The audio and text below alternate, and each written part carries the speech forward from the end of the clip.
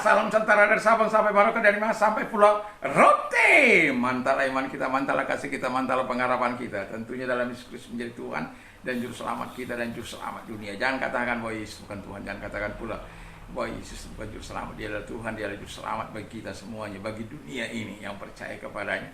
Dan kalau engkau percaya engkau akan diselamatkan, engkau kalau tidak percaya engkau akan dihukum. Yohanes 3 ayat 36. Yesus sudah berkata dalam Yohanes 14 ayat yang ke-6, akulah jalan dan kebenaran dan hidup, tiada seorang sampai kepada Allah kalau tidak melalui aku. Dan dia juga telah berkata, Petrus telah berkata dalam Kisah Rasul 4 ayat 12, dan keselamatan tidak ada dalam siapapun juga selain dalam Dia Yesus Kristus, karena di bawah kolong langit tidak ada nama lain yang diberikan kepada manusia yang olehnya kita diselamatkan. Dan Paulus mengatakan dalam Kisah Rasul 16 ayat yang ke-31, percayalah kepada Tuhan Yesus Kristus, maka engkau akan diselamatkan, engkau dan seisi rumah. Mantap! Dan itu yang saya sukai. Kita semua menikmati keselamatan dari Tuhan ketika salah seorang percaya kepada Tuhan. Dan biarlah terus kita menyerahkan diri kepada Tuhan. Dan selamat pagi bagi kita semua di tanggal 30 ya. Kita sebentar lagi akan memasuki tahun baru ya. 30, besok 31 ya. Ini tanggal berapa ini? Ya. 28, 29, 30 ya. Ini 30. Kiranya kita akan terus kekuatan Tuhan, kekuatan firman, kekuatan Roh Kudus, kekuatan doa, kekuatan iman akan terus menyertai kita dalam memasuki tahun 2026 yang tidak akan lama lagi. Tidak lebih dari 48 jam lagi. Mantap.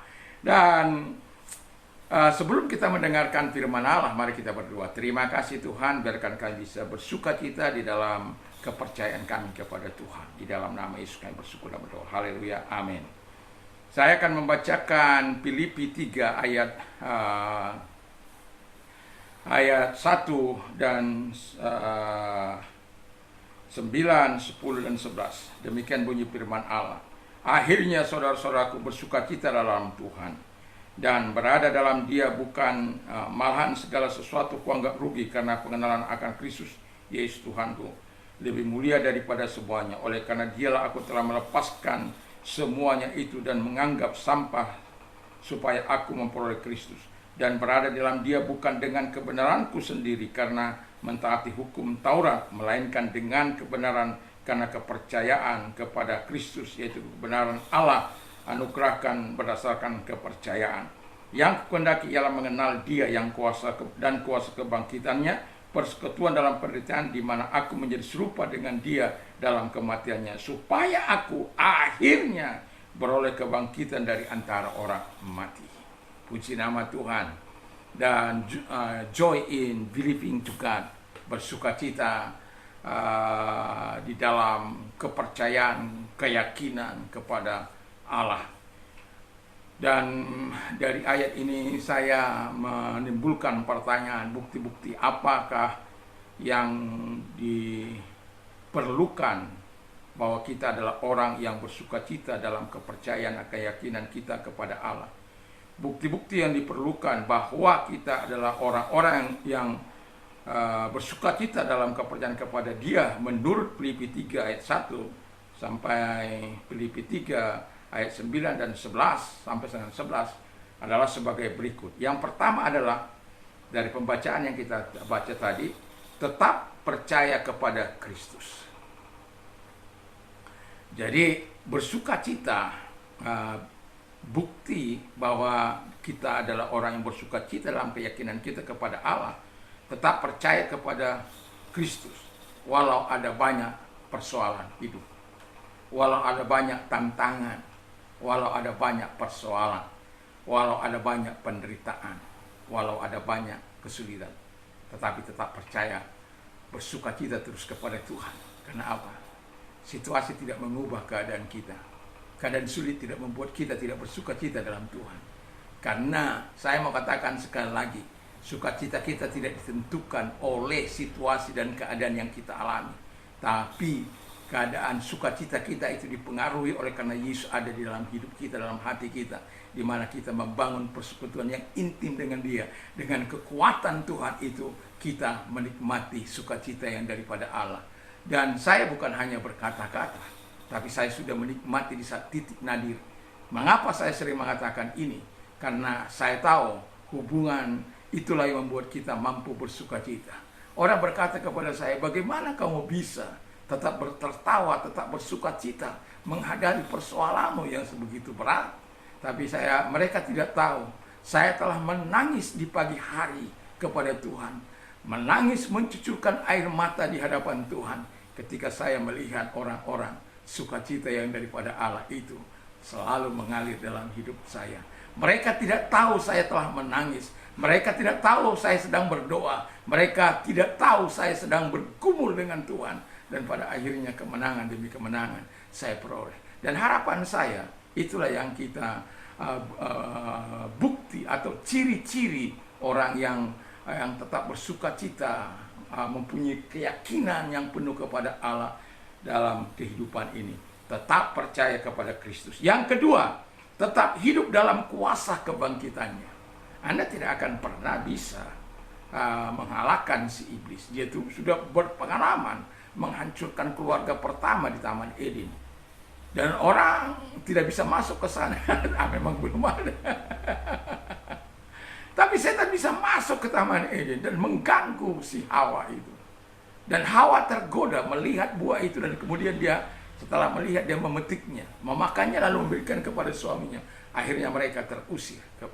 Dan itulah sebabnya yang mau saya katakan adalah bahwa kita adalah keturunan Adam pertama. Dan kita tidak akan pernah bisa mengalahkan setan dengan kekuatan kita atau dengan kekuatan Adam yang pertama. Tetapi Yesus Adam yang kedua itu dengan kuasa kebangkitannya, kuasa kebangkitan yang mengalir dalam hidup kita, karena kita yakin dan percaya kita dapat mengalahkan kuasa dosa dan kematian itu. Kenapa? Kuasa kebangkitan itu Tuhan berikan kepada kita, sehingga kita dapat bersukacita dalam kepercayaan kepada Tuhan. Sekalipun mungkin sedang mengalami proses pengujian seperti Ayub tapi tetap menang, atau seperti Yusuf tapi tetap menang, seperti Abraham walaupun mengalami banyak kendala tapi tetap menang, yang pada akhirnya yang mau saya katakan adalah pada akhirnya mereka adalah pemenang-pemenang yang luar biasa. Haleluya. Dan itu penting kepada kita supaya kita melihat pengalaman-pengalaman mereka di masa-masa lalu sama seperti kita masa kini, bahwa ada tantangan, ada persoalan, tetapi dengan kuasa kebangkitan yang Tuhan berikan kepada kita, kita dapat mengalahkan dunia dan kekuatannya. Dan itu sebabnya kita harus selalu mengandalkan Tuhan, kuasa kebangkitan, selalu hidup bersekutu dengan Dia, supaya kita terus menikmati kuasa itu. Ada orang merasa hebat, ada orang merasa luar biasa, ada orang merasa bisa mengalahkan setan. Tidak, Anda tidak akan mampu untuk itu. Anda perlu kuasa kebangkitannya. Yang ketiga, menjadi serupa dengan Kristus dalam kepercayaan, percaya dalam ketaatan kita, dalam percaya kita, dalam beribadah, dalam hidup, dalam kasih. Dan kita tahu kalau kasih itu memberi. Yesus sudah memberi hidupnya. Dan kita juga harus memberi apa yang Tuhan anugerahkan kepada kita. Nah, besok nanti sore saya akan berbicara soal memberi. Tapi saya mau katakan kepada kita, ketika kita mau memberi, ada orang-orang yang diuntungkan di situ. Bukan berarti kita memberikan apa yang luar biasa kepada mereka, tetapi supaya ada keseimbangan, kata firman Allah. Dan saudara-saudara kita yang di Tapanuli, mengapa saya hanya mengatakan Tapanuli walaupun saya berdoa untuk Aceh, untuk Sumatera Barat, karena saya yakin ada saudara-saudara kita yang ada di sana.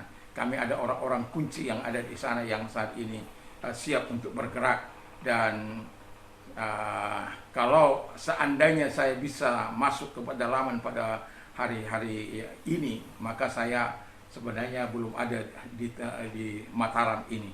Tapi karena kami tidak bisa masuk sampai ke sana karena situasi yang masih rawan, dan kemudian lumpur yang belum belum ya dibersihkan hanya di sekitar jalan nasional saja, di beberapa jalan kabupaten yang menutup akses untuk kelancaran ya semua komoditas, minyak kah itu, pangan kah itu, dan lain sebagainya.